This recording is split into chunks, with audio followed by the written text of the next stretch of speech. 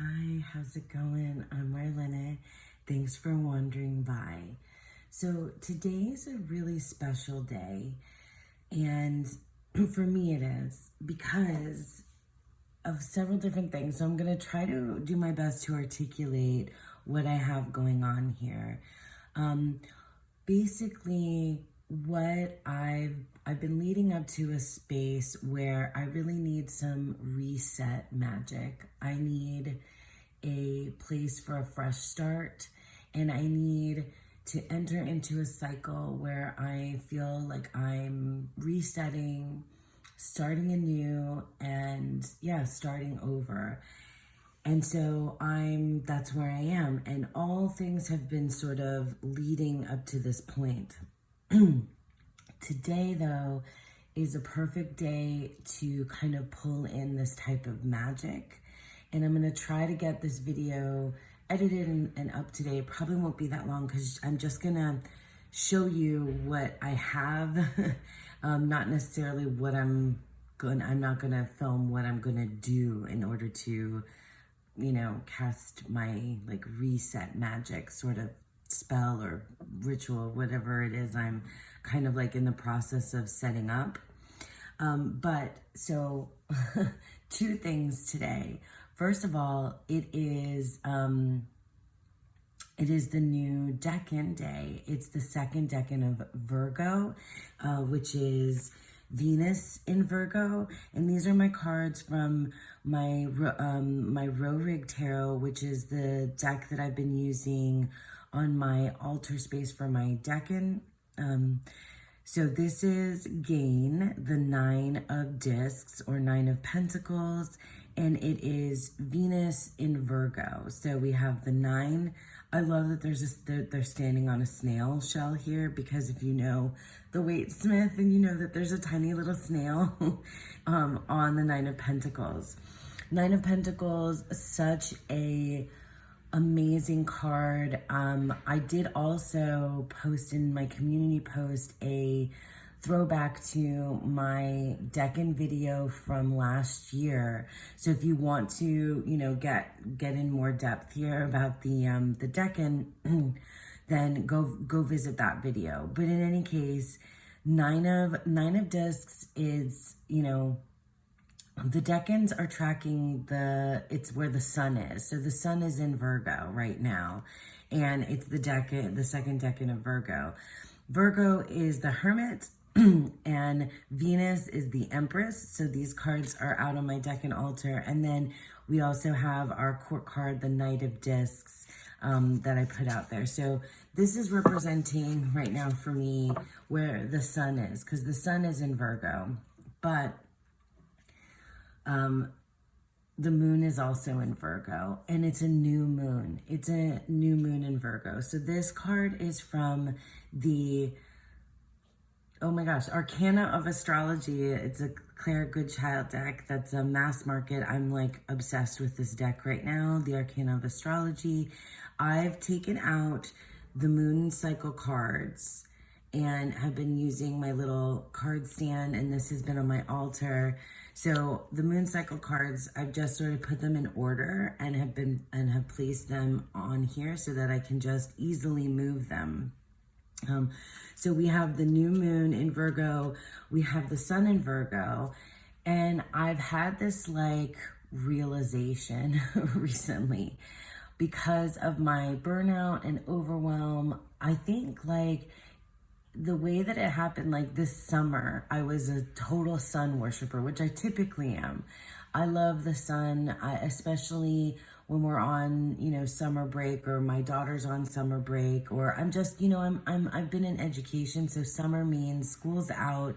It's time to worship the sun. And I've been, we spent a lot of time by the pool in the sun. And so it's symbolic to me of like the height of my, like my activity. Also, it's a symbol to me because of the Decan Walk series that I did, because I think I pushed through and did that series, and I'm glad I did it, but I think I was all with the sun. And like, I think the sun is I mean, it's, I think the sun is so alluring and the sun is so vital, but I think like it's too much. Like there was too much radiance, too much energy, too much focus there. And like I symbolically, like, and metaphorically, I burnt out near the sun with too much energy in that sun place. And it's just, I don't know, I just find it really the story just makes sense for me. So I was realizing this because of the decans, because of the summer, I literally even had my background, my little background for the videos all summer long was suns, right? There were these different suns.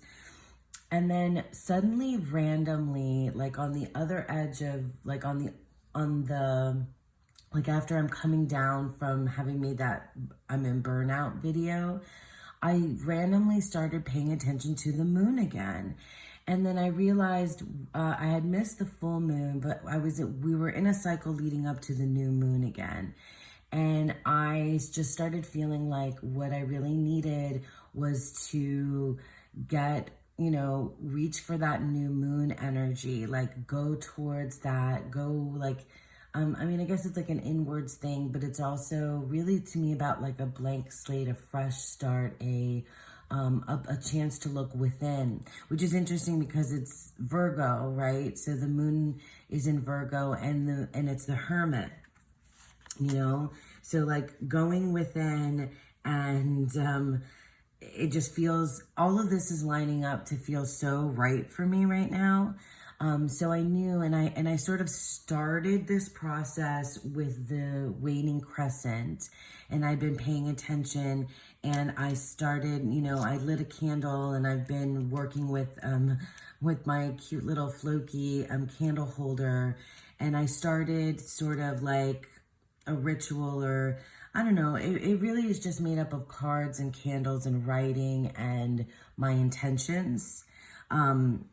So, and the sun and the moon. And I was, for the past whatever few days, I've been working with that or thinking about that from the waning to the new moon. And then I didn't even really realize that the new moon was going to be in Virgo. I didn't.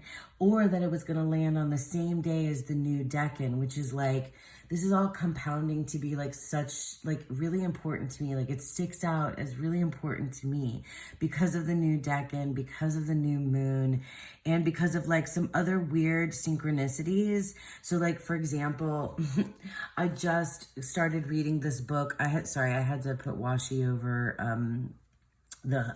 my city, but it's called Orbital by Samantha Harvey, and it's literally, this is about astronauts in space who are on a space station orbiting the Earth. But like, it's just like, it's so poetic. I'm only about like 50 some pages in, but it's like super poetic. There's all of this discussion of like the movement of the sun and the moon and the sun and the moon and the earth. And like, it's like, of course, they're in space, and it's just like really like, it's just so synchronistic that I just picked this book. I didn't really realize it because I grabbed a bunch of books from the library the other day. I even like posted about it in different places, and this was the one I was drawn to. So I'm reading this book. I didn't know it was going to be so poetic and so apropos. But then I've also been just started a new puzzle, and this is, can you see it? It's Zodiac, and it's all 12 of the Zodiac signs. This is a Cloudberries puzzle. I think they're a UK-based puzzle company, and I was, I started working on this. So it's, we're in here, we're in the stars, right? This is Virgo. That's Virgo right there. And I've actually, because of, it's so funny, because of the colors in Virgo, I've been working first on I did the edge, and I've been working on the Virgo pieces, all the blue, which I didn't even realize until just now that that's what I've been doing. How crazy is that? So that's another like little fun synchronistic thing. Another random bit is that I pulled out the Moonchild Tarot like just a few days ago in this, when I started working with this like waning crescent moon energy. And this is a deck, if you guys know, this is a deck that I was considering rehoming, that I was pretty sure that it wasn't for me, that I was going to rehome this deck. And then I think I grabbed it because I was thinking about, you know, moon stuff. And also because I watched, was it Dawn? I think it must have been Dawn Michelle was talking about another Danielle Noel deck. And I was like, you know what? Maybe I should just grab that Moonchild deck and see. And all of a sudden now, this is a deck I'm really enjoying, which is like, that's why I tell you guys, don't be too hasty in rehoming things, because you never know, especially when it's an indie deck, you know, that's very beloved. Like, it might come back to you. Anyway, I'm not going to flip through this whole thing. You guys have seen the Moonchild before, but these are the two cards that I pulled yesterday. Can you see? So we have, this was the card that I pulled. So I pulled the Shadow Work card. And then on the bottom of the deck was the Sun.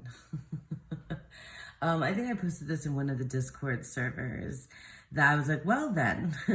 But you know what it did? It just like 100% reinforced what I've been sort of leading up to right now, which is the Sun and the Moon. Shadow work to me is very much synonymous with the moon energy and new moon energy, and the Hermit, and all of this stuff. Like, it's just wild to me that these, you know, it would have, I mean, maybe it would have been even cooler if this had been the Moon card itself, but you know, the Sun and the Moon, the Sun and shadow work. So this reset energy, this like ability to like take this radiance and take this authenticity and take this energy, this vitality and joy that I definitely did experience, you know, in like when I was, I'm still a sun worshiper for sure. But it's, take it and also I need to let it like settle in, and I need to go more internal. Like, the Sun is so external and the Moon is so internal, the shadow work, and I need a reset. And so I know I was talking about like, you know, doing all this like deep, heavy work. I don't think my shadow work at this point is like the idea here is that I'm gonna like now go and traverse like all of the most deepest, darkest, you know, things. It's more like, I don't know, just being more inside myself than rather outside myself. I don't know, but I'm gonna write, and I'm probably, I think a poem, you know, is brewing here too, as part of like a poem spell kind of thing. And yeah, so I'm going to be using this deck, these cards specifically, as part of this, you know, this process. I also, like I said, I've got my Floki candle here, which I'm going to burn. I love burning candles. It's like, and using wax all over things once I've blown the candle out or the candle has gone out, is another thing I really love to do. This deck, Making Magic, there's two different versions of this deck. There's like this little guy, and then there's also like a bigger, like round version. I kind of want the round ones because I like the idea of having it underneath candles. But this works fine too.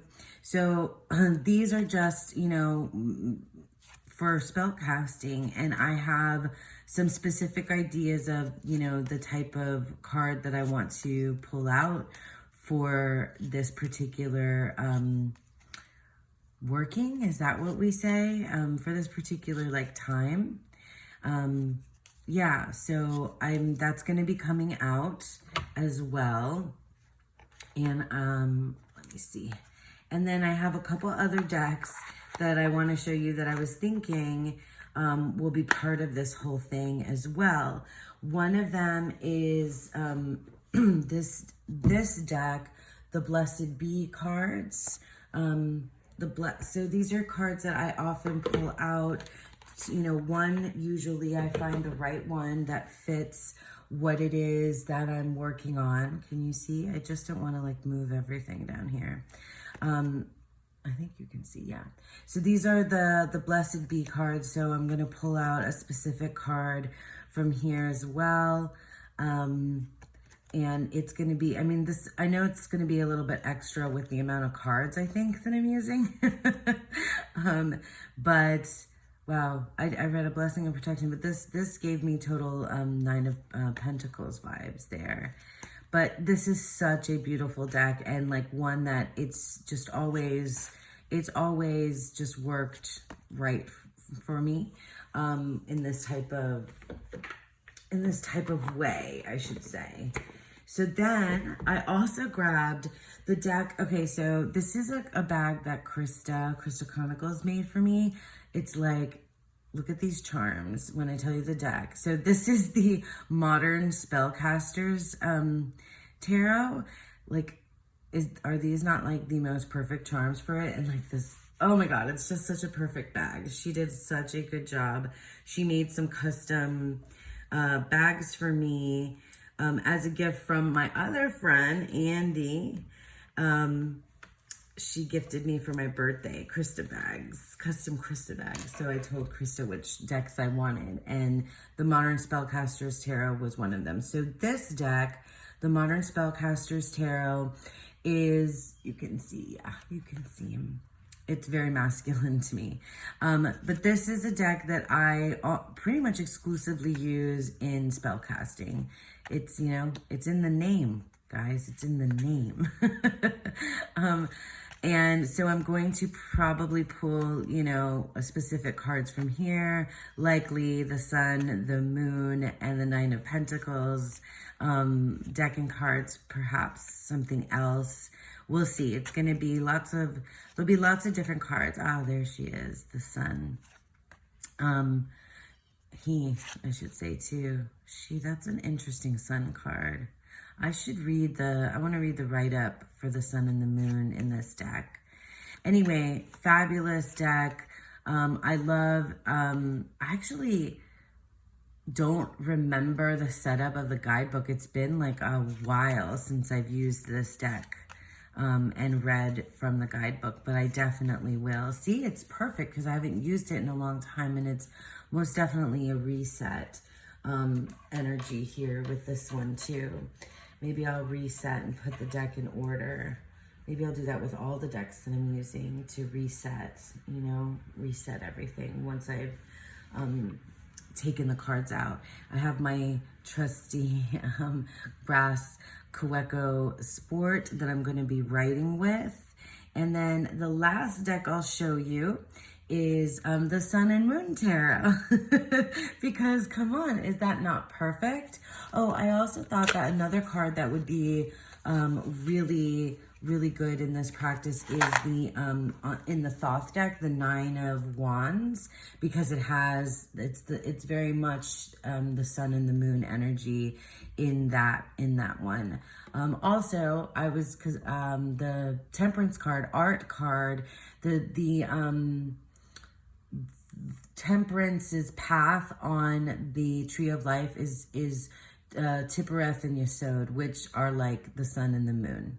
So that's another card that we could use. So this is the Sun and Moon Tarot. This is a mass market deck. It's a Thoth-based deck, but it definitely has some Waite Smith kind of leaning depictions in the minors anyway. Oh, wow, look at that Two of Wands. That's awesome. I love this deck. Is so friendly. It's just like really sweet and friendly. I say it's like, look at this guy. And I'm like, it's so friendly. But anyway, yeah, I absolutely adore this deck. It's like my friendly Thoth, you know, it's my friendly Thoth deck. And I think because it's the sun and the moon, it will be a great one to use.